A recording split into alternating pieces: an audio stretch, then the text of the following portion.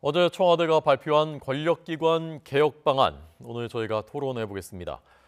최민희 전 민주당 의원, 이상일 전 새누리당 의원 초대했습니다. 안녕하십니까? 안녕하세요. 자, 두 분은 총평부터 어떻게 보셨는지 하고요. 어떤 부분 제일 주목하셨는지 먼저 최 의원님부터 듣겠습니다. 그러니까 우선 되게 내용이 요약하면 세 가지입니다. 이제 국정원 힘 빼기, 그래서 국정원을 순수 대북 해외 정보기관으로 이제 재위치하겠다 그런 거고, 그다음에 검찰의 권력 분산. 요거 이제 고위공직자 비리 수사처를 둠으로써 검찰의 기소 독점권을 일단 이제 깨는 것이고요. 그다음에 수사권의 경우도 이제 경찰이 실질적으로 수사권을 행사할 수 있게. 그래서 그동안에 이제 정치 검찰화된 검찰의 힘을 빼서 일단은 이제 검찰을 중립화시키겠다 이런 방안인 것 같고요. 그리고 이제 여기서 상대적으로 경찰의 권한이 되게 확대되었습니다. 그래서 권한이 확대된 경찰의 힘은 또 어떻게 분산하고 어떻게 감시할 거냐, 이제 이게 과제로 떠오르고 그에 대한 대책도 있는 것 같습니다. 그래서 전체적으로 저는 이번 청와대가 발표한 그 권력기관 개혁안은 이제 촛불 민심을 상당히 반영한 그런 개혁안으로 봅니다. 네, 이 의원님 어떻게 보셨습니까? 네, 중요한 것은 문제를 해결하는 개혁, 보다 나은 개혁이 돼야 된다고 생각합니다. 그래서 여러 가지 내용이 있기 때문에 이 모든 걸 통째로 해서 이걸 좋다 나쁘다 말하기는 저는 그렇게 말하면 안 된다고 생각하고, 좀 내용을 아주 치밀하게 따져서 국회에서 결국 입법을 해야 되기 때문에 논의 과정을 거쳐야 된다고 생각하는데, 가장 중요한 것은 과거의 정치국정원, 정치검찰, 또 정치경찰, 이 정치 권력의 권력기관이 영향을 받아서 소위 정치 권력의 의중에 따라서 좌지우지됐던 측면들이 있지 않습니까? 그거에 대한 문제의식에서 시작된 개혁안인데, 지금 이 정치 권력으로부터 이들 권력기관이 어떻게 독립적으로 움직이게 되느냐.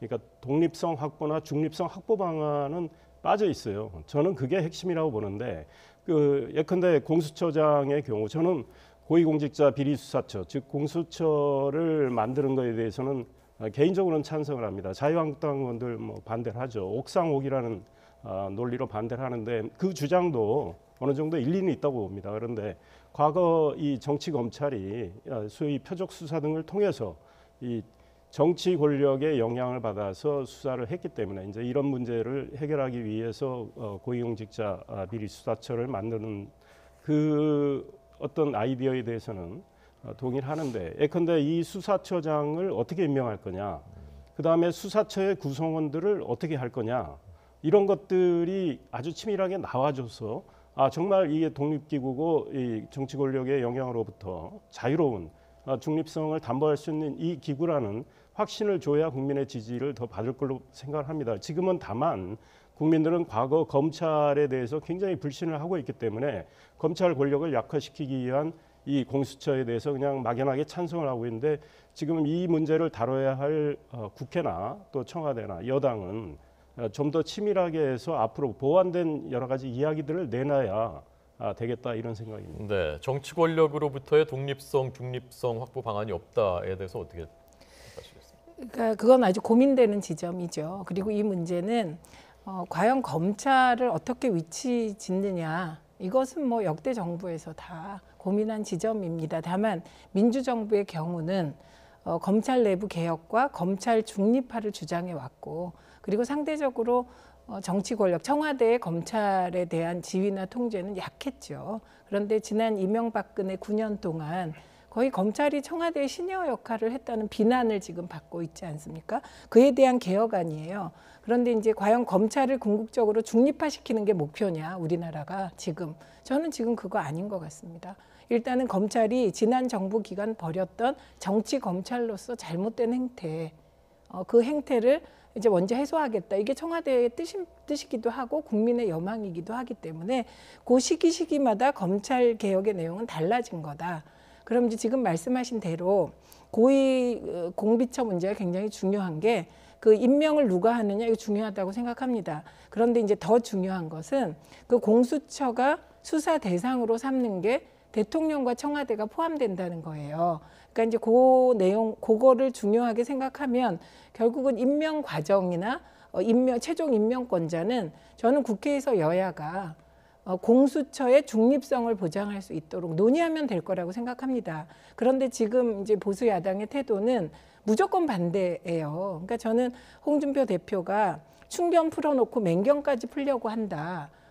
저는 국민의 이익을 위해서라면 권력기관이 제대로 활동하게 그 여러 단위를 만드는 거 맞다고 생각합니다. 그런데 무조건 이게 정파적으로 야당을 길들이거나 탄압하기 위해서 충견 맹경 풀었다 이렇게 얘기하면서 뭐 이 자체를 반대하는 거는 좀 맞지 않다고 생각을 하고요. 그래서 대안을 제시하는 게 중요하다. 그리고 어저께 청와대가 낸 이 안이 뭐 청와대가 100% 이게 뭐 만점짜리다 이렇게 내는 거라고 생각이 안 되고요. 지금 여러 논의가 지지부진하니까 청와대가 먼저 이 의제를 국회에 던짐으로써 국회에서 좀 활발한 논의를 해서 국민 뜻에 부합하는 좋은 결론을 내달라. 이런 취지로 봐야 하지 않을까 싶습니다. 네. 자, 지금 구체적인 쟁점에서는 두 가지가 제일 그 쟁점인 첫 번째는 공룡 경찰이 되지 않겠느냐, 경찰이 오히려 권력에 더 민감한 권력기관이 될 수 있지 않겠느냐라는 우려. 두 번째는 그 국정원의 대공수사권을 경찰로 이관하는 것에 대한 우려. 이 두 가지인데요. 먼저 그 공룡 경찰 부분에 대해서 이 전 의원이 어떤 입장이십니까? 저는 뭐 첫 번째 이야기했을 때 이 문제를 해결해 나가는 개혁이 돼야 된다는 건데 지금 이 경찰로 상당한 권한이 결국 이관이 됐어요. 왜냐하면 그동안에 검찰과 국정원이 이 정치적으로 좌지우지 됐고 또 국민의 불신을 받고 있기 때문에 이쪽 기관의 힘을 대거 빼는 과정에서 결국 경찰로 그 권한들이 넘어갔는데 과연 우리 경찰이 그걸 맡을 역량이 돼 있느냐라는 점에 좀 우려를 하고 싶어요. 첫째, 대공수사와 관련해서 국정원이 사실은 대공수사 능력은 뭐 간첩 조작 사건도 좀 있었고 하지만 중요한 간첩들 많이 잡아왔단 말이죠. 그리고 많은 경험과 노하우를 축적을 했어요. 게다가 그 대공수사를 하는 과정에서 여러 가지 정보망을 가동하기 때문에 그거는 아마 국정원만큼 잘할 수 있는 조직은 없다고 봐요. 그리고 국정원이 지금 잘못했던 것은 이 댓글 사건 등등으로 해서 정치 개입과 관련된 문제가 부각이 돼서 지금 국정원이 개혁을 요구받고 있는데 이 대공수사하고는 또 좀 다른 문제란 말이죠. 그런데 국정원에는 이 정보만 놔두고 수사권은 떼서 경찰에게 준다. 그리고 뭐 국정원의 수사 인력 일부 경찰로 넘긴다. 그런데 과연 그랬을 때 이 정보와 수사를 분리해서 할 수 있겠느냐. 결국은 효율적인 대공수사가 돼야 되는데 과연 경찰이 그걸 할 수 있겠느냐라는 점에서 의문을 제기하고 싶고 이런 이야기를 합니다. 경찰 쪽에서는 현재도 대공수사의 한 70%는 경찰이 하고 있다. 맞습니다. 그런데 그 수사는 이적 표현물 가지고 다니는 거 이런 아주 좀 단순한 대공수사예요. 그러니까 정말 이 큰 간첩을 잡는 거나 이런 거는 아주 국정원이 치밀하게 그동안 준비해 와서 잡는데 경찰이 이걸 과연 감당할 수 있겠느냐 이런 문제가 있고 지금 경찰 조직에는요. 경찰대학 출신들이 소위 지휘부를 다 구성을 하고 있습니다. 너무나 단선적인 지휘부가 돼 있습니다. 그래서 우리 과거의 군의 경우에 육사가 좌지우지했던 거하고 오히려 더한 현상이 나타나고 있는데 지금 군은 소위 말해서 군 지휘부 구성을 다양하게 좀 해가고 있는데 경찰은 지금 오히려 그게 강화되고 있거든요. 그래서 경찰이 강화된 권한을 갖고 또 경찰을 지휘하는 사람들이 경찰대 출신으로 가득 채워진다면 경찰의 문제는 상당히 저는 앞으로 노정이 될 수 있겠다. 네. 게다가 제가 말씀드린 정치 권력 거기까지 하고요. 네. 두 가지가 이제 그 혼재되어 있는 그 맞물려 있는 것이기 때문에 먼저 대공수사권 얘기부터 먼저 제기하셨는데요. 대공수사권 이관에 대해서는 어떤 입장이십니까? 그러니까 이제 지금 말씀하신 부분에서 유의해야 될 게 하나 있는 것 같습니다. 그게 뭐냐면 지금 권력기관을 국민의 품으로 돌려주는 이 과정에서 권력기관 내부의 역할 조정 문제, 이거는 어떻게 보면 역할 조정이라는 거예요. 그러니까 어차피 권력기관이라는 게 어떤 것은 독자적으로 수사하고 어떤 것은 같이 힘을 합쳐서 수사하고 뭐 이런 거라고 생각을 합니다. 그래서 그런 문제이기 때문에 이게 지나치게 검찰과 경찰의 갈등 사안으로 마치 검찰 이기주의와 경찰 이기주의가 부딪히는 것처럼 보이는 건 곤란하겠다 이런 생각이고요. 네네. 그 대공수 사건과 관련하여 저는 경찰이 역량이 없다고는 생각이 안 됩니다. 근데 다만 경찰은 믿을 만한가? 이 부분에 대해서 좀 의문부호를 가지고 있습니다.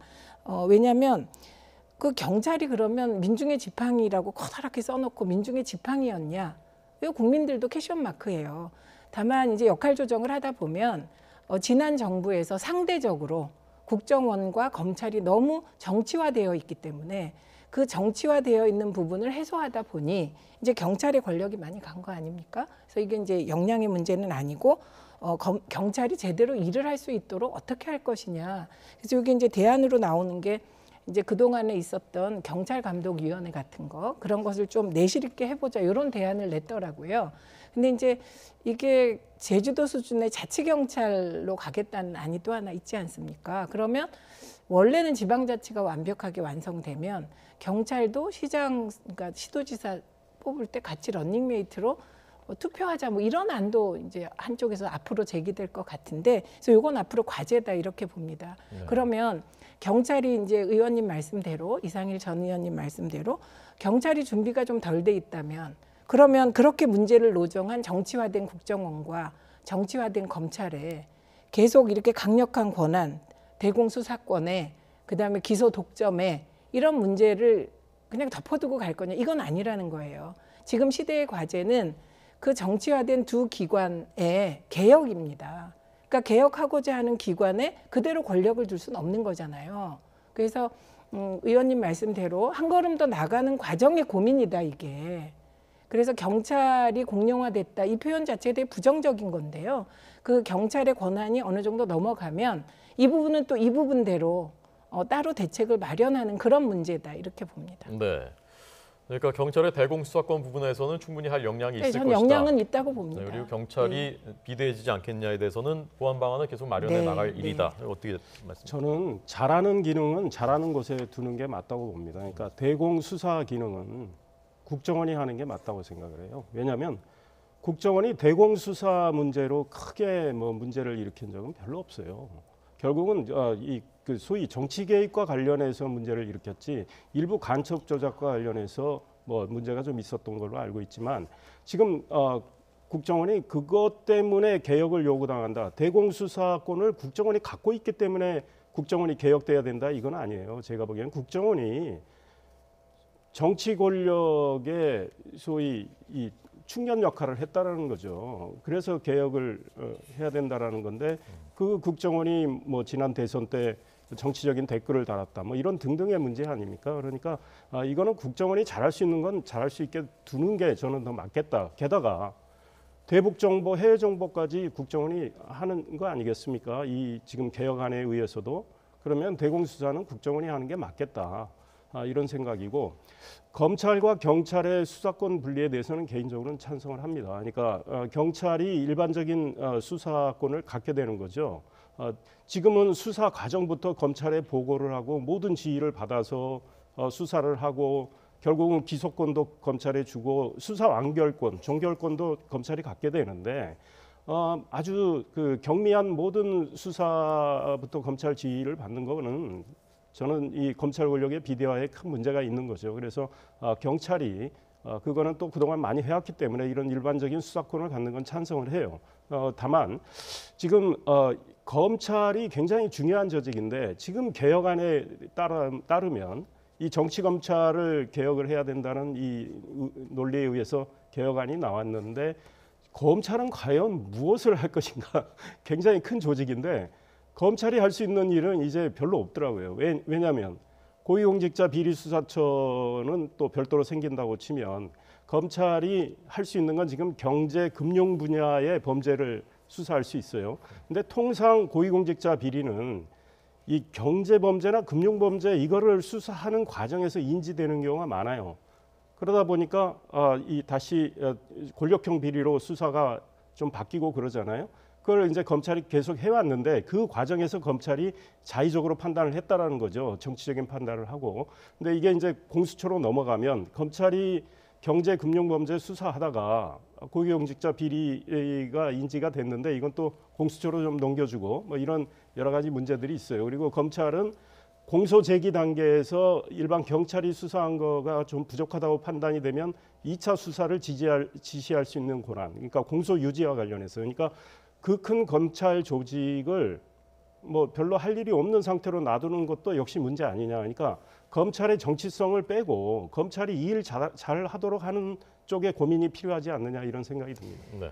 그 국정원이 대공수사를 잘했다는 부분은 좀 면밀하게 평가를 해봐야 될 것 같습니다. 물론 잘한 것도 있겠지만 저는 국정원의 대공수사권이 정치 국정원과 분리해 있었다고 생각하기가 어려운 것 같아요. 왜냐하면 지금 우리 사회를 지금까지 뒤덮고 있는 소위 색깔론 공세 이런 것과 간첩 조작 사건은 맞닿아 있습니다. 그리고 간첩 조작 사건이 과거의 일이 아니에요. 예, 이명박근혜 정권 때도 있었습니다. 이런 일이. 그래서 그리고 저는 국정원이 그렇게 대공 정보 능력이나 수사권을 잘 발휘했다면 김정일 사망을 모르고 북한 방송할 때까지 우리가 잘 모르고 있었다는 건 좀 이해하기 어려워서요.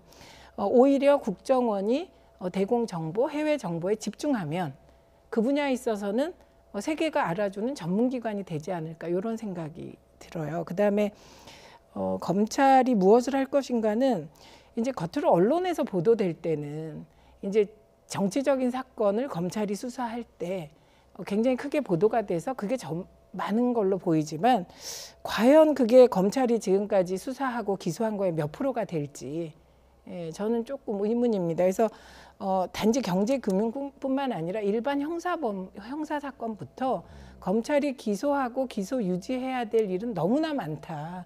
그래서 저는 지금도 뚜렷이 기억이 남는 게 노무현 대통령과 검사들이 대화할 때 얼마나 검사들이 24시간 쉴 시간도 없이 중노동을 하는지 그게 되게 기억에 남았고 인상적이었거든요. 그래서 그런 정치적인 사건, 특히 대형 비리, 정치인, 고위공직자의 비리를 공수처에 넘겨준다고 검찰의 일이 많이 줄 것 같지가 않아요. 그리고 또 공수처와 검찰은 지금은 자꾸 이렇게 우리가 갈등적으로 바라보고 그러지만 공수처에도 결국은 검사가 파견되는 거 아닙니까? 예, 그래서 저는 늘 이렇게 분리되어서 경쟁하지만 또 연계해서 협력하는 부분까지 생각을 해야 되지 않을까 싶습니다. 네.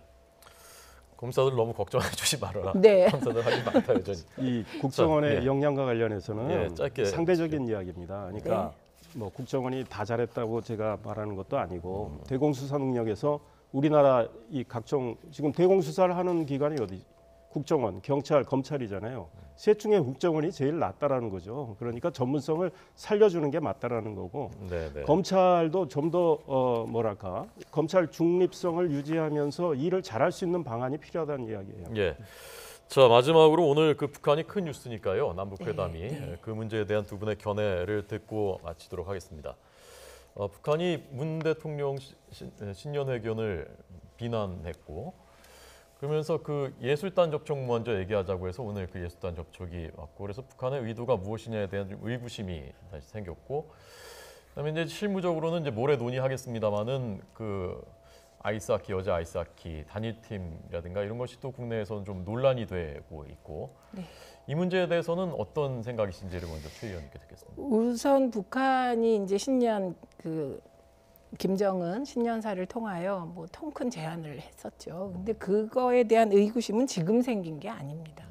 예, 그렇게 문재인 대통령을 대통령이라고 이웃칭하고 이랬습니다만 북한의 의도는 저는 일관되다고 생각합니다. 미국으로부터 핵 보유국으로 인정받으려고 하고 오히려 우리나라를 지렛대로 활용하여 대미 관계를 풀고 싶은 거. 그래서 이 평창 올림픽에 북한이 참여하는 과정이 얼마나 살얼음을 딛는 과정인가 이건 전 국민이 다 아시는 문제라고 생각을 합니다. 근데 이제 이게 남북 문제가 꼭 남북 문제가 아니고요. 남남 갈등을 해소하는 게 남북 문제를 푸는 굉장히 중요한 사안이잖아요.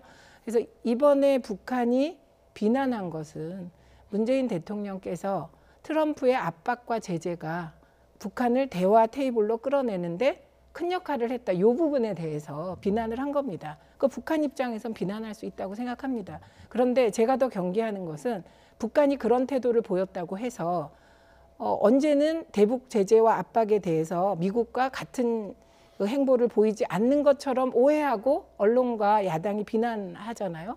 근데 지금 또 북한이 그랬다고 해서 지금 남북 관계를 평창 올림픽을 제대로 하기 위해서 잘 풀어가는 이 문재인 정부를 비난하고 흔드는 것이 저는 더 경계해야 될 요인이라고 봅니다. 그다음에 이제 지금 우리가 하고 싶은 것은 남북한 단일팀 구성이죠. 그 가능성이 제일 높은 게 여자 하키팀인데 네. 여자 하키팀 엔트리 문제가 있잖아요. 그래서 이건 와일드카드를 어떻게 IOC와 잘 협의해서 20일 로잔에서 열리는 그 회담에서 해결하느냐, 그 문제라고 생각합니다. 그리고 예술단이 오는 것은 환영할 만한 일이고요. 그러나 어떠한 경우에도 이건 살얼음을 딛는 과정이고 북한에 대한 의구심을 우리는 늦출 수 없는 과정이라고 생각합니다. 네, 자, 이 의원님 어떤? 네, 뭐 북한의 의도는 우리가 다 알 수 있다고 생각합니다. 그러니까 평창 올림픽을 더욱더 평화롭게 치르기 위해서 뭐 북한이 온다니까 뭐 서로 회담을 잘해서 좋은 결과를 낳게 돼야 되겠지만 북한의 의도는 우리가 충분히 파악을 하고 대처를 해야 되겠다. 그러니까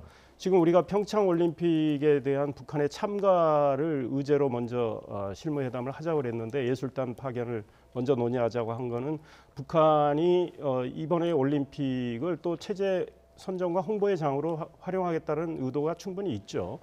예술단이 뭐 오는 거 허용할 수 있습니다. 그런데 중요한 것은 예술단이 와서 우리나라에 와서 어떻게 활동하느냐, 그러니까 어떤 내용의 공연을 하고 어떤 소품을 또 이용을 하고 어떤 형식으로 공연을 하느냐 이런 것들에 대해서 북한의 의도에 말리지 않도록 우리도 뭐 준비를 잘해야 되겠다 이런 생각이 들고요. 그 아이스하키 여자 아이스하키 팀 단일화와 관련해서 우리 정부는 보다 정직해야 되겠다 이 생각이 듭니다. 어저께 문체부 장관이 이런 이야기를 했습니다. 우리 대표들은 23명 그대로 유지가 되고 플러스 알파로 한 6명 정도 북한 팀이 가세를 한다. 뭐 이렇기 때문에 우리 대표팀이 크게 손해볼 건 없다 이런 이야기인데요.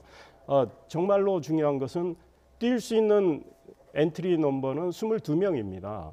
그 22명 안에 그 북한 팀을 참가시켰다가 북한 팀을 22명 안에 안 넣을 수는 없을 거 아니에요. 그러면 빠지는 우리 선수들이 있는 거예요. 그 선수들은 올림픽 경기를 한 번도 못 해보고 결국은 지켜만 봐야 되는데 이런 거에 대한 그동안의 땀 흘린 데에 대한 어떤 좌절 이런 것들에 대해서 지금 뭐 많은 우리 20대 30대 국민들도 문제 제기를 하고 있잖아요. 그런데 좀 더 큰 틀에서 이 남북의 어떤 평화로운 이 올림픽의 성공을 보여주기 위해서 뭐 단일팀을 구성할 수는 있다고 봐요. 그런데 이 과정과 이 결과에 대해서 우리 정부가 국민들한테 진솔하게 설명을 하고 설득을 해야 되겠다 이 생각입니다. 아니 이 부분은 언제 도종환 장관이 뭐 이 우리 선수들이 다 뛴다 뛰지 않는다 이런 구체적인 얘기를 한 적은 없고요. 다만 엔트리를 설명했고 이제 와일드 카드가 있기 때문에 최대한 와일드 카드를 따보겠다 그런 취지고요. 그건 정직하지 않은 건 아니죠. 네. 예. 아니 어제 22명에 대해서 설명을 안 했습니다. 아니 그거는 설명을 안 한 것이지 속인 게 아니니까요. 네. 예. 보다 자세히 정직하게. 앞으로 뭐 이제 로잔에서 이제 엔트리 문제와 관련한 와일드 카드랑 다 논의를 하게 되니까 이제 그 이후에 소상하게 설명을 하면 될 것 같습니다. 네, 알겠습니다. 오늘 토론은 여기까지 듣겠습니다. 최민희 전 의원님, 이상희 전 의원님 잘 들었습니다. 고맙습니다.